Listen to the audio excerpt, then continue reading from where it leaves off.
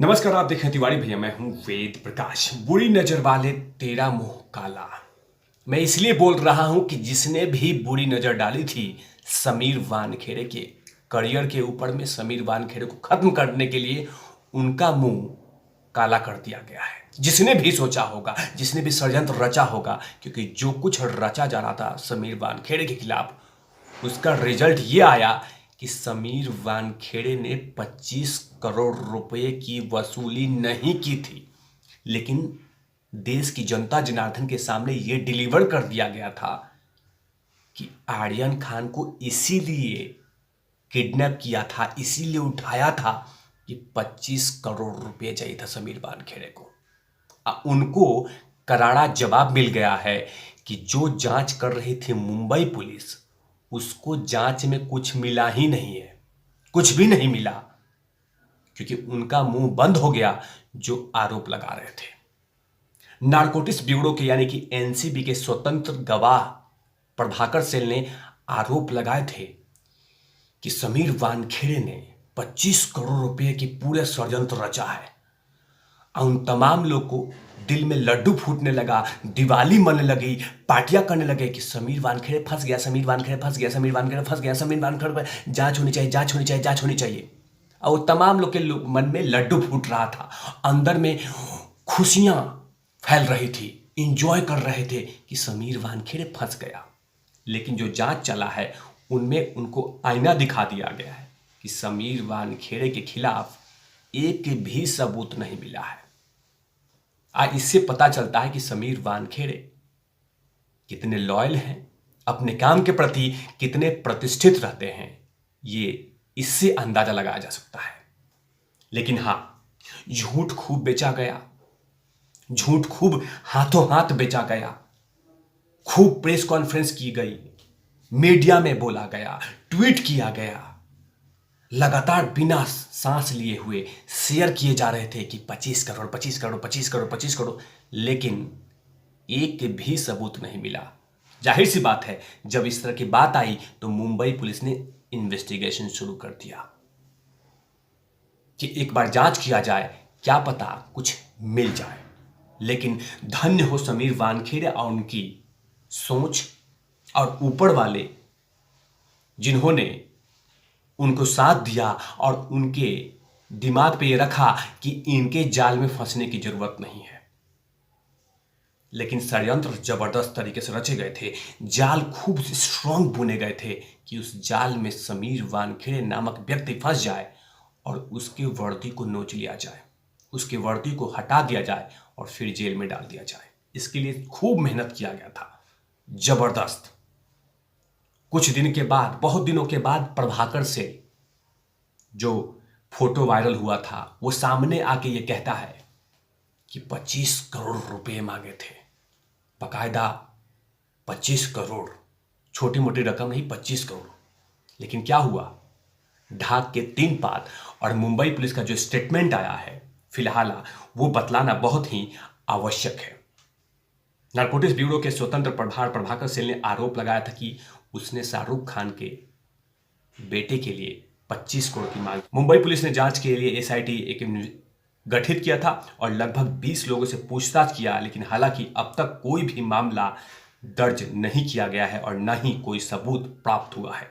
इस बात की पुष्टि मुंबई पुलिस ने एक न्यूज एजेंसी को दी है और कहा है कि अभी तक फिलहाल ऐसी कोई सबूत मिला ही नहीं है, ऐसा कोई पॉइंट मिला ही नहीं है जिसमें समीर वानखेड़े लिप्त पाए गए, समीर वानखेड़े इन्वॉल्व पाए गए। ऐसे कोई भी पॉइंट नहीं मिला।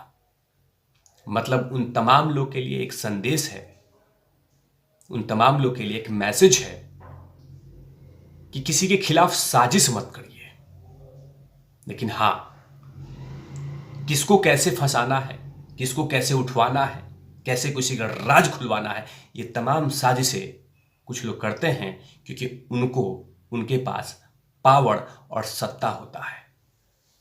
लेकिन जो जांच चली उसमें देश की जनता जनार्दन के सामने आया कि समीर वानखेड़े 24 कैरेट की तरह प्योर गोल्ड है और उन्होंने इस तरह के भ्रष्टाचार में कभी साथ ही नहीं दिया। लेकिन हाँ, हमेशा से यही कहा जाता है कि आप किसी मंत्री या किसी विधायक के ऊपर में हाथ मत डालिए। अगर हाथ डालेंगे तो कहीं ना कहीं आपके पीछे साजिशें रची जाएंगी, आपको उठाने के लिए कोई ना कोई प्लान किया जाएगा। और अभी फिलहाल समीर वानखेड़े को इतनी बड़ी राहत नहीं, ऐसे बहुत सारे इन्वेस्टिगेशन समीर वानखेड़े के ऊपर में चल रहा है। कभी कोई आबकारी डिपार्टमेंट का लोग नोटिस देता है कि आपने उस टाइम में अपना उम्र नहीं दिया था, उस टाइम में ये नहीं किया था, उस टाइम में वो नहीं किया था।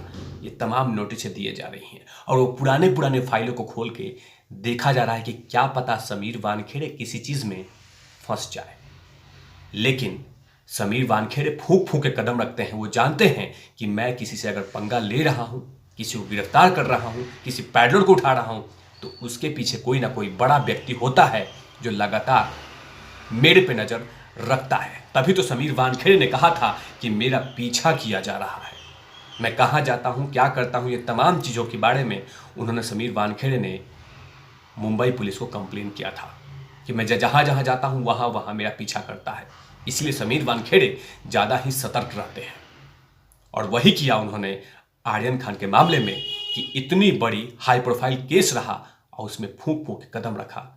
कोई भी ऐसे मौका नहीं किया जिसमें वो गलत पाए गए। लेकिन हाँ, उन तमाम लोगों को अभी भी सुकून नहीं होगा, क्योंकि जब तक मुंबई पुलिस ने यहां तक कह दिया है कि फिलहाल कोई भी ऐसी सबूत हमें नहीं मिला है, जबकि बहुत लोगों से पूछताछ हो रही है, पूछताछ हो चुकी है, लेकिन फिलहाल ऐसा कुछ भी नहीं मिला है। एक बहुत बड़ा अचीवमेंट है समीर वानखेड़े के फैंस के लिए, उनके परिवार के लिए, उनके डिपार्टमेंट के लिए।